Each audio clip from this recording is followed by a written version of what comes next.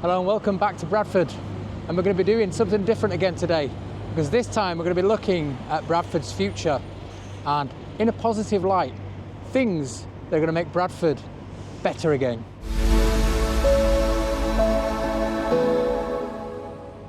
And we're going to start right here at what I know as the former Odeon, or the Gaumont, or the new Victoria. It's had many names, but now Bradford Live, a new 4,000 plus capacity venue. Let's go take a look at the building progress, and it will be opening at some point this year in 2024. So you've got a lot of new plastic blocks like this one that have appeared in the last 10 or 20 years. The Jury's Inn Hotel, which was down there, and a lot of businesses and offices, which is good to see, which is the kind of things that keep Bradford thriving. But we're going to check out this old venue over here, which has been repurposed as we speak. Now, those of you from Bradford will remember this venue very well. I remember queuing all the way around the side here into the old Odeon cinema to see Jurassic Park in 1994. But today it's set to become a large entertainment venue. I mean, look how amazing this building looks right now. Probably the best it's ever looked since the day it opened. All the bricks have been restored, all the stonework, the marble, everything is back to its former glory. And one thing I did notice is if we take a look through the window here, what was originally a ballroom and then turned into screen number 3 for the Odeon, and they destroyed it, is now back to its original appearance as a ballroom again. These windows have been covered up for many years, and like I said, it was a screen in there, a tiny cinema screen, if I remember rightly. I remember seeing Adam's Family in there. But yeah, work in progress. And I've also built a brand new building on the back right here, which is apparently going to be all the office space for the music venue, and also changing rooms, dressing rooms, things like that. It's all up and coming. But as you can see, all still a work in progress at the back of what will be the loading area where the trucks can drive through and load their massive stage gear in there. Yeah, let's take a look around the front, because that's where, in my opinion, it shines, especially with what they've installed this week. So let's take a look around the front, and that black thing in the middle is going to be a huge screen that wraps around the front of the building, advertising Bradford Live and all its future events. They only installed that this week. And then round the other side. So in my eyes, this is going to be a real positive for Bradford. It should bring in thousands of people per night. A bit like the Leeds Arena does, only that is bigger. And then on my left here, you've got the Alhambra Theatre, which is still as popular today as it ever, or always has been, should I say. I do like this building. It's such an impressive looking building. And that still brings in the tourists. It's good that we've got two great entertainment venues right next to each other. And it's good to see, since my last visit, how bustling Bradford is today. When I came last time, it was like a ghost town, which is pretty much how I saw it every time I came. But today, on a working day, when it's getting a bit warmer, people are out and about again. The universities are back as well. So all the tourists, and well, I say tourists, all the visitors are back. And yeah, it's looking a bit more vibrant, which is when Bradford's at its best. Now, who remembers the old car park that used to be here? Well, now, I haven't been since they built this, but the Advanced Technology Centre for Bradford College and Bradford University. So it's stuff like this. I mean, the building's not bad to look at, but it's a nice use and it brings people in. And all the old entertainment venues on the left here, the Love Apple, the Java Bar, Chicago Rock and Jumping Jacks that used to be down there. I used to frequent them places. And then you've got Beer Keller and all the other usual places up there, and Sir Titus Salt Weatherspoons. Yeah, this place is changing, that's what I'll say. It's lost things from its early days, even from the 80s and the 90s, but new things are appearing. in their place. And just worth mentioning as well, right there, before it was a car park, I think it was the Alexandria Hotel, a really nice big Victorian grand hotel, really beautiful to look at, and I'll try drop a picture in for you. I never saw that, or I don't remember it. It might have been there when I was a kid, but I don't remember it. I just always remember it being a car park. We need to get rid of some of these buildings now, these things that are just derelict and bringing the place down. Hopefully, if Bradford Live really takes off and turns into something good, the nightlife alone around this area should pick up something rotten. And it would be a great chance for them kind of buildings to start turning into nice restaurants and bars. And here we are again outside the front of the Alhambra Theatre, one of my favourites. And over there we've got the Science and Media Museum, or the National Museum of Photography, Film and Television, as I remember it, but it is a mouthful. And apparently that is closed at the minute for a massive makeover. So there, you can see it on the wall there. Your museum is closed for a massive makeover. It will open summer 2024, so it's good to see they're investing money in there. And you've also got the Bradford Ice Rink, which I'm not sure if that is still there. It appears to be. I don't know. But there used to be a huge ice rink inside the back of that building. And again, I used to frequent that. And it was unique to Bradford at the time because Leeds didn't have one, although they do now. And if you remember, I mentioned this building in the first video I did. And that's the One City Park, which is the new office development, which is apparently really eco-friendly. Well, that's now finished and ready to open. I don't know if it's got any tenants because there is a sign in the window there. And then down to another positive for Bradford, even though in the last episode I kind of dissed it a little bit.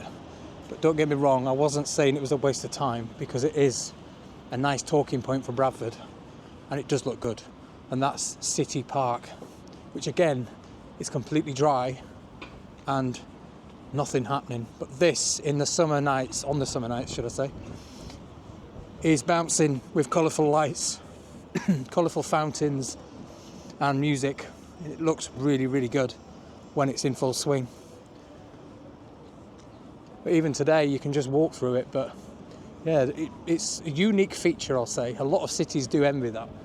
I remember somebody from Leeds at the time saying, oh, I wish we'd have done that in Millennium Square, and same with a few other cities as well. But it is very unique and I do like it, even though I do think it was expensive for what it was. Yeah, I'd say this part of Bradford is my favourite section, because you've got a lot of big entertainment venues. You've got two there, and you've got the museum just behind, and then this and all the bars and restaurants down here, and the beautiful town hall. So this is probably the main focal point for Bradford in my eyes at the minute. It could do with a bit more. But the big question is Bradford on the up? Has it turned a corner? Well, I don't know. It looks like it has, and it looks like it is. I mean, it was in such a bad state. I don't think you can just turn a corner and it'd be fine. I think it's going to take many years of hard work and developments, which will then turn into more developments and hopefully bring the people back in, which will then lead to more. So it could be the rebirth of Bradford, the regeneration, as they kept going on about for the last 30 years. If you look at places like Manchester, I remember Manchester in the 90s and the 80s, it was horrible. It was really run down, really dated, a bit like Bradford is today. And they turned it around. All these new shopping complexes and large quirky businesses and areas and attractions, and before you know it, Manchester is now one of the leading cities in the UK again, as it should be. And I've seen a lot of evidence like that elsewhere in other cities as well, where they've turned it round. Are we too close to Leeds? Well, that was one of my questions in the last video. Possibly, but we are different, or Bradford is different to Leeds. And I do think it has a market, and it could potentially tap in to a different market altogether. Now, just behind the banana building, as I call it, over there is Sunbridge Wells, which I showed you in the last video I did from Bradford. Well, today I filmed a full tour around Sunbridge Wells inside. They kindly showed me around and let me wander wherever I wanted. So that will be coming up as another video if I haven't already put it out. But again, that is another positive for Bradford, and one which will help sustain the visitors in future. So I'm happy that that is there, and it's a great little asset to the city. And again, an update on the car park building over there. That is in the process of being demolished, and I'm told very, very soon it will be gone. And it's going to make a nice new frontage to Bradford Interchange, which is in desperate need of a massive overhaul. And it's going to get one by the looks of it. Oh, it's all kicking off. Let's walk on the wild side, would say. Yeah, hopefully the interchange gets the front and the entrance it deserves. But one thing it does deserve a mention is St George's Hall, and what a magnificent building that is from the outside and the inside.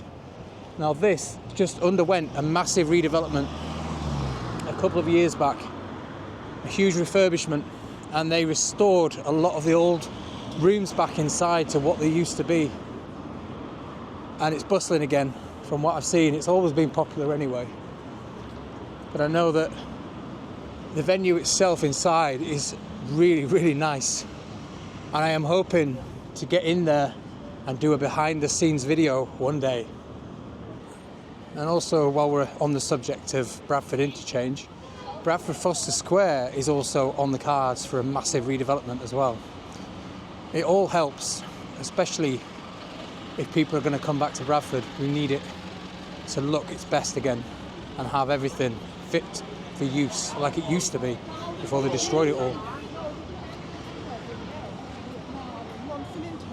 Now this one's going to be controversial, but just at the end of here you've now got the Broadway Centre, which is not the prettiest of buildings. It's new-ish. It still feels new anyway. It's probably over 10 years old now, but it looks, shall we say, brutal from the outside, but I do think Bradford needed a large shopping complex like this. We had the Highgate for many years, and it was too small for what we needed. And I do think Bradford can support 2 shopping centres, although that's been proven wrong because they're now about to demolish Highgate because, yeah, it's not getting used. So maybe it can't. But I did believe at the time it could support 2. I mean, this one is much more modern, much bigger, much better.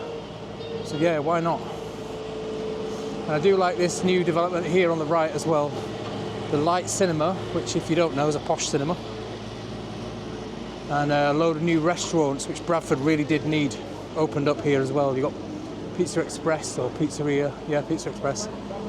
Chili Flames Eatery, German Doner Kebab, which is amazing. Dunkin'. So yeah, all these restaurants were needed badly. Now, I aren't going to go in the Broadway right now, but I'm going to cut to a clip that I filmed earlier today, just to give you a quick walk through and show you what it looks like inside. I did it covertly earlier on because I know they're not a big fan of filming inside the centre.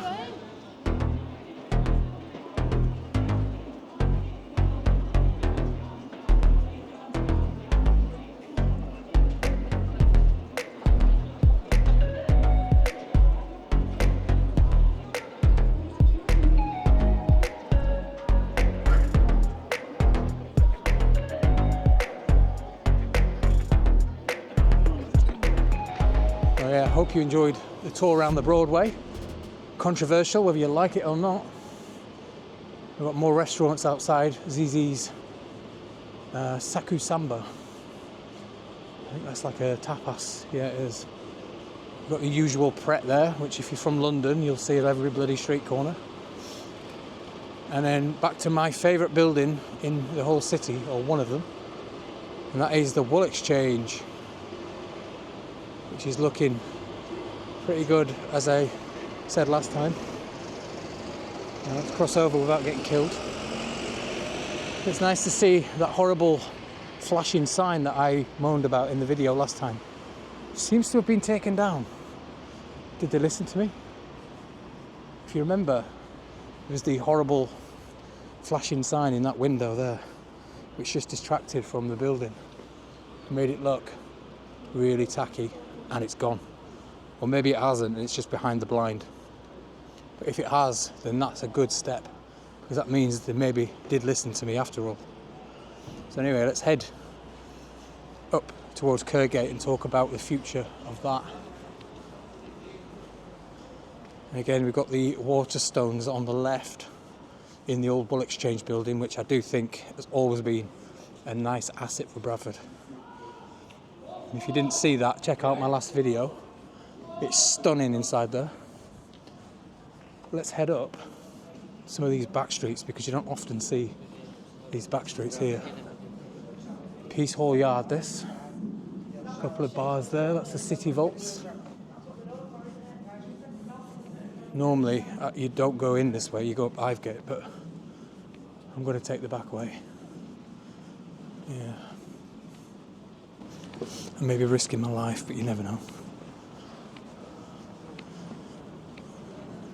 Yeah, is Bradford turning a corner? That's the question. It appears like there's a hell of a lot of stuff going on this year and next year, and they've all seemed to have come at once. So maybe it is. Maybe it's going to have a big explosion. Who knows? I mean, if it all fails in the next couple of years and all these new developments just tank, then unfortunately I think Bradford has had it forever. Because if these venues can't bring people in and turn it round, then I don't know what can. We're now coming up on the new Bradford Market, which again I showed you in the last video briefly. This is getting very close to opening. You can see it's almost finished now. I mean, it looks finished to me. The frontage all done down here. From what I've seen, the escalators and everything are installed inside. I think they just need to move the premises in. I can actually see chairs in there. So I think the premises just need to move their stuff in and it's going to be ready. But again, is it in the right location? I don't know. And Highgate right here. Again, love it or hate it. It's very brutalist, but when it opened, apparently it was the bee's knees. It was very modern and daring. I've always known it as being the ugly concrete building, but I know some people shouted at me last time on the channel, said, "What's wrong with it? It's nice, I love it. Don't diss it." Fair enough, if you like it, you like it. I don't. Or maybe it'd look better if they at least jet washed it, but anyway, it doesn't matter because it's coming down. They are literally going to blow it all up in the next year or so. And I'm told it's going to become a nice green space where that was. So a nice central green space, which we do need in cities these days. Even though we've got a nice city park further down, but that's all concrete and flagstones. This will be a nice green space. And some really nice, I'm told, trendy apartments maybe dotted around. It's a bit like a city garden type thing, which again, I'm all for because it's different and it'll probably bring people in to live in the centre, that is. If people live here, they're going to spend here, you know what I mean? That's what it needs, a nightlife. Leeds has got massive city living. Bradford never had that. Only on a really small scale. I mean, I'm glad we don't have all the tacky apartments and, well, we're starting to get them, but Leeds in the 90s and 2000s built a lot of plastic tacky apartments that in another 10 years time from now are going to look terrible and they're all going to need pulling down. I think they're going to regret that in a few years. Luckily Bradford never went down that route, although they are now starting to pop up, I've noticed. But they're more the university flats. I don't care about them. And then another one I mentioned in the video was the Osler Centre, or as I remembered it, John Street Market. I couldn't remember the name of it last time I came. But that is due for demolition as well, and that is going to be replaced with flats and modern living, according to the council anyway. Now, modern living to me means houses, not big apartment blocks. That's what I'm hoping anyway. And again, I'm promised some green space to go along with it, because that and the car park is very dated now. And as you can see, nobody really comes up here anymore. It's just too far. Everything seems to be at the bottom end of the town now. And here we are, another controversial building. Highgate, the former Yorkshire Building Society as I remembered it. Again, now it's apartments and it's ready to open. And I do like the sign at the top. It's a bit cheeky. It says City of Dreams. Is it? Or is it gonna be? We'll find out. I've got a feeling they're gonna put another sign above that, because you can see the railings on top of it. Looks like they're gonna put Bradford City of Dreams. Now that could be a tongue-in-cheek laugh, or they really mean it. Who knows? I hope they mean it. Now, one of the other controversial things in Bradford is the CAS zones, which have been brought in, and they are in force in Bradford and catching a lot of people out. If you don't know what they are, it's the clean air zone thing. A bit like similar to what they have in London with the ULEZ, that they're heavily trying to get rid of because it's putting people off. Well, Bradford, believe it or not, has got one, when Leeds next door hasn't yet. But Bradford's apparently, because it's in such a state and they're trying to encourage people here, you would think they wouldn't have done that. It'd be the opposite. They'd be trying to pull people in, not put them off. But hey, they've done it. Obviously wanting the income. But it's caught a lot of people out, including a walk on the wild side from Blackpool. He came to Bradford for a visit a few weeks ago, and he just drove around the ring road. Apparently the car he was in was a gas guzzler and he got a fine through the post because he didn't even know.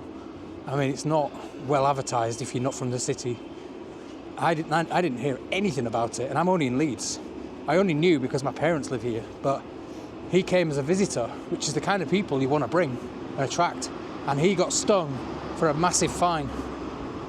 In fact, I think he got stung twice. He got 2 fines because he dipped in twice into the city within 24 hours, because I think you would get up to midnight and then the next morning he drove through again and got another fine. So not good at all. That is in force in Bradford, just so you know. So yeah, the CAS zone, watch out for that. It basically covers anywhere inside the ring road, pretty much. So what's this going to look like when the Highgate's gone? I wonder. And you've got a nice green space there.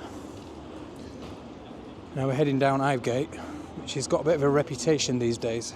When I was younger, it was quite a good place for shops. When you've got Sunbridge Wells there, which I have been in today and filmed a separate video on that.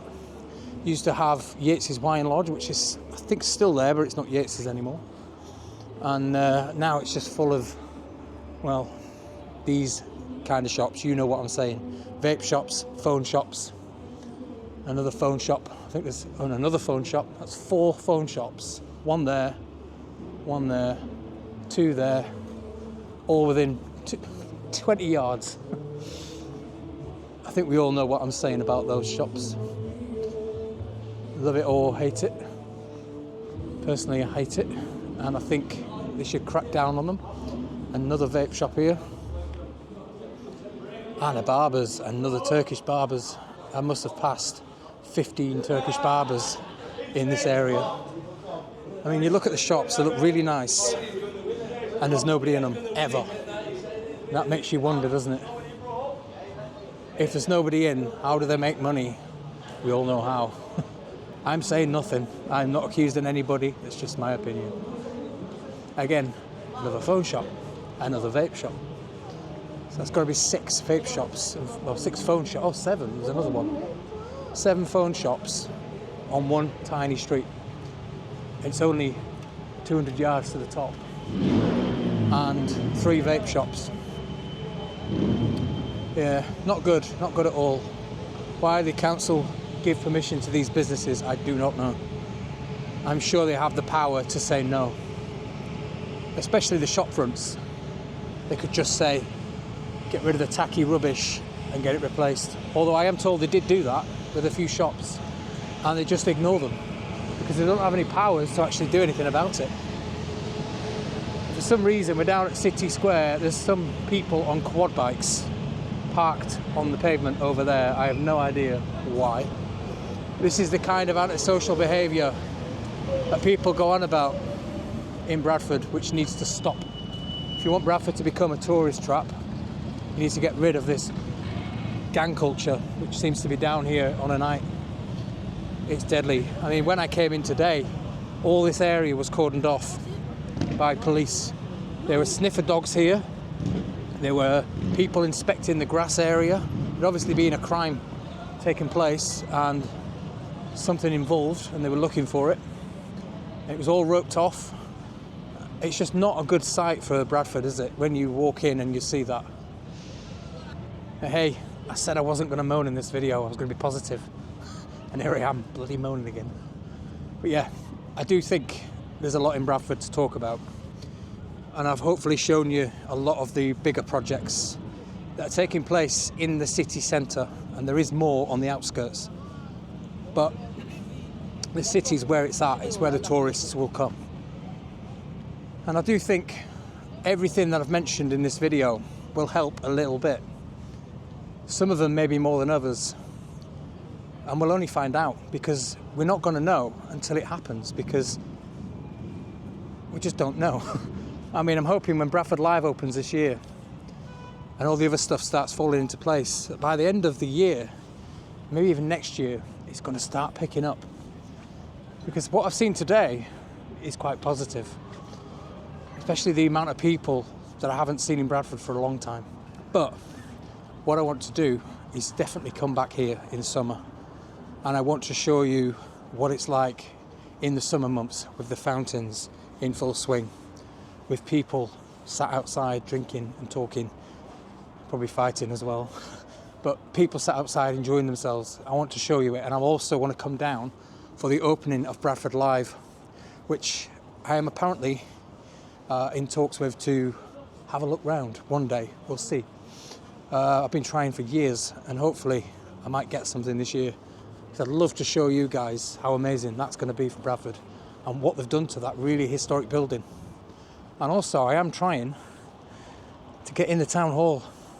I keep badgering them, and they've said yes so many times, but it never happens. Come on, Bradford Council, get me in there. I want to see inside. I want to see the beautiful building it is. I've never ever in my life, and I've born here, lived here for 30 years, never ever set foot inside the town hall. And I need that to be sorted out quick. So please get me in there. Like I said, I am close. So I will be back to Bradford for many other things. I filmed 5 videos today, including this one, the Sunbridge Wells, and I've covered the history side as well on the railway stations. So if you haven't seen those videos, check them out. If they're not out already, they'll be out very soon. And yeah, I will be back in the summer to do more and film more, especially at night like this, because I love it at night. It's more vibrant. Probably not safe, but vibrant. Joking. And like I said, I'll be back for some historic buildings like these. So yeah, I hope you enjoyed our little trying to be positive trip to Bradford, and showing you what it has to look forward to in the next year or two. But knowing the Kirkgate and the Osler, could be another couple of years on top of that, and the interchange and things. So it's probably going to be over the next 5 to 10 years. But some of them are going to be this year. And just a final point to note before I get back to my car. I'm parked in the Hollywood Bowl car park, and I've just paid £1.50 for 7 hours of being parked here. That is a bargain, and that is going to help Bradford. If that was Leeds, it'd be about 30 quid. No joke. Went to the cinema once in Leeds and it cost me £22 for parking. Anyway, back to the video. But anyway, thank you very much for joining us here in a very cold Bradford. I'll be back in the summer when I don't need a coat on. Thank you very much for watching. I'll see you soon. Bye.